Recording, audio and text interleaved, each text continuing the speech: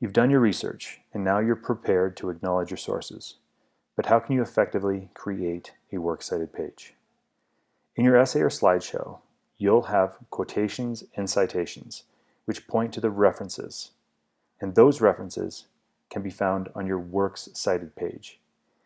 From my previous video, you'll recall that you have to have the references in alphabetical order, and all the subsequent lines are indented. To make things simple, let's just focus on two works. One is an image and one is a book.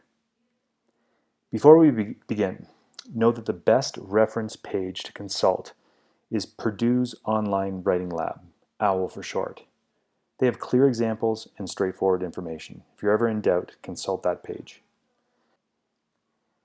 Citation generators make the process smooth, but lots of them are loaded with pop-ups and lots of ads. Good citation generators come and go, but the best one for me at the moment is mybib.com. So here's some information I've taken from other sources. I have a quotation from a book and an image I've taken from the internet. I've included the citations, which point to the references on the works cited page. Let's look at the image first. This is the page I took the image from.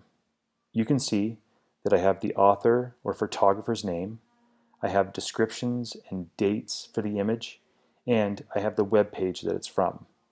It's worth noting that for images where you can identify the author, when it was published or taken, and have a description, these are considered much more reliable images. Now, I head over to MyBib. Take note that you can set this for any referencing format. We're using MLA 8. Later, when we're finished, we can download all the references for our works cited page. But to start, we want to create a citation. This window will pop up. Since we're not using a web page or a book, we'll have to click More. This is where you select Image, and from there you'll need to enter in the appropriate information you have, including the website address. Now my other citation, the quotation, came from a book. Since it's a book, you can see in the citation I've included the page number where the quotation can be found. If you have that book, you can open to page 78 and you'll find that quotation. Over to the citation generator, I click Create Citation, and this time I select Book.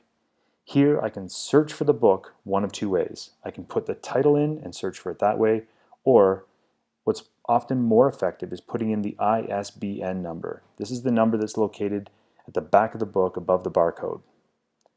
Please note, you'll want to check to see that the information you've searched is correctly and properly punctuated.